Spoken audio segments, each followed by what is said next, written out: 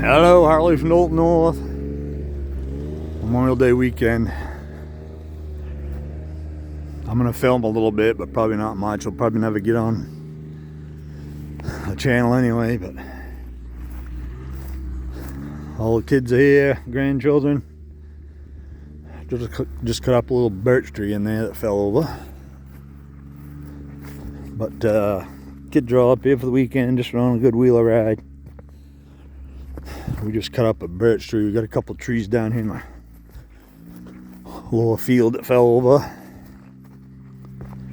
I started to mow the lawn a little bit because my mower died, so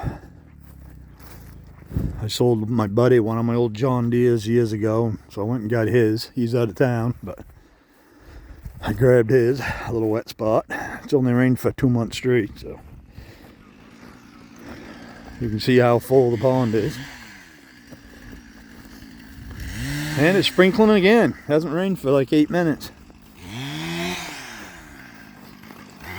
This is the apple tree that I told you, well, I showed you in the last video.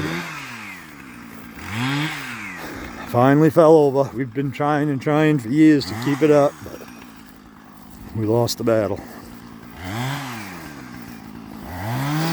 So I got one to plant to replace it with, but I needed help to put it up because doing the fencing is hard with one person. It's easier with two, so. That's a nice hole I dug. So anyway, that'll be firewood and we'll try again. Now we gotta get this guy out of the field. So. Alright.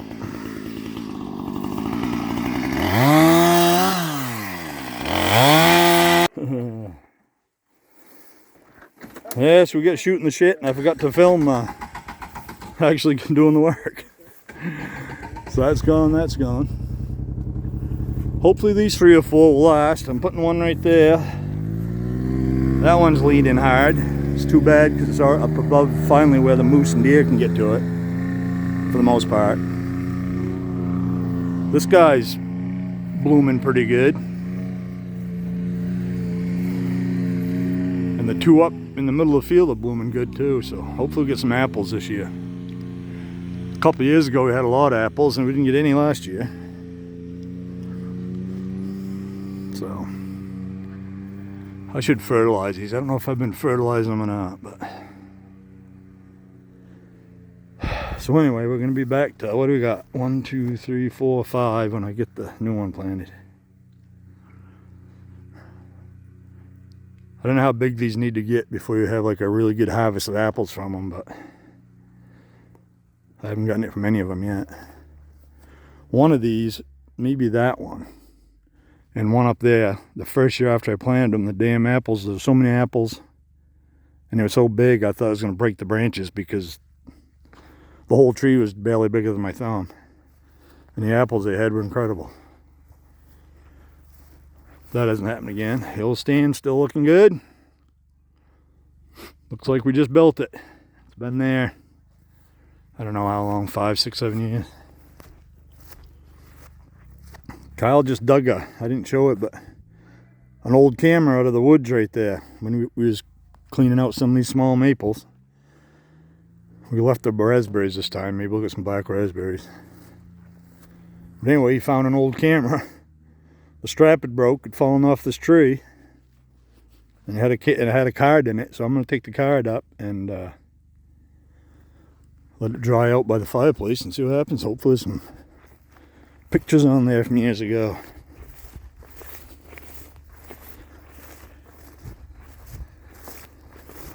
This poor sad old tree.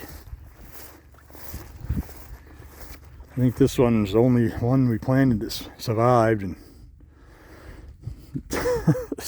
survive is kind of a stretch, but it's growing. I planted a bunch of what did I plant here? Forsythia, like those over there. They're in front of the blind to hide the frame of my blind. Those are growing like crazy, which is what I wanted. I'm not going to do anything to them. I'm just going to let them go wild. I did the same thing here, and they all died. I don't know, it's because these guys are either in the direct wind and cold, maybe. And those ones over there are protected a little bit. Maybe they got too much water coming down off the hill, off the field, I don't know. But yeah, I had, I don't know what, 3 or 4 here, and they all died. And I mowed them all over. I thought they might come back, but they didn't. There's strawberry plants everywhere up here. The fields are full, the lawn is full, around the camp's full up there. We hardly ever see a berry. We always miss them somehow, and the animals always beat us to it.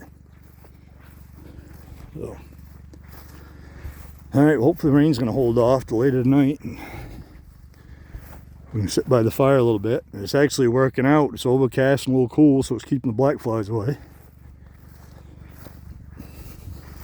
I did get the top area mowed with my buddy's mower. I'm gonna have to go over it again tomorrow because it's just so damn tall and wet. But at least I got it hacked down, and the kids can walk through the pass up and through the field, because we do have ticks up here.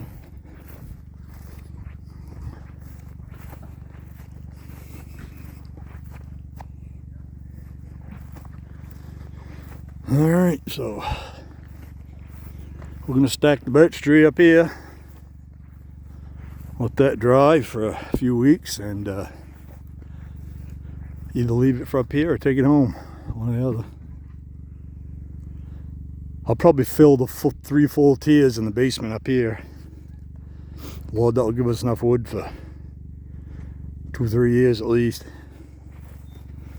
Then I might start carrying some home a little bit to a time, but I'm not gonna. We burn probably 5 to 7 cord a year at home, but I'm not going to spend all my time up here cutting firewood for home.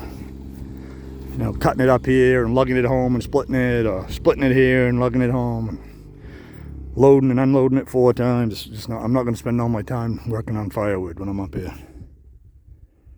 But I might screw around and do a couple trees once in a while.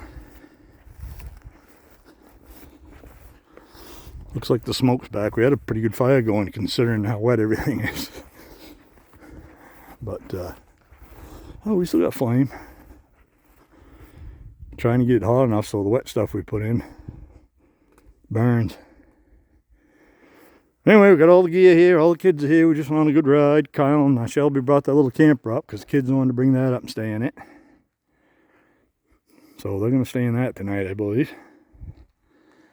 Maybe tomorrow night. It's supposed to be cold on hell up here, so. But they do have a furnace. Alright. The ladies are in getting an awesome dinner ready. Shelby did some ribs. And some desserts. It's Jordan's 30th birthday. We always have her birthday up here. So she doesn't get up here much anymore, so it's nice she gets up here for Memorial Day and her birthday anyway. Life is busy when you're trying to survive. If you're not on the dole with all the freebies, you actually got to take care of yourself. It's a lot of work. So, but luckily we have kids and son-in-laws that will do it. Sorry about that little rant. Alright, I gotta make sure my fire is 3x3.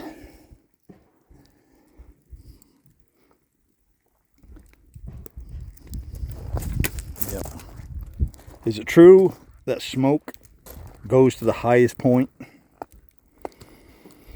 If anyone watches this video and knows the answer to that, let me know.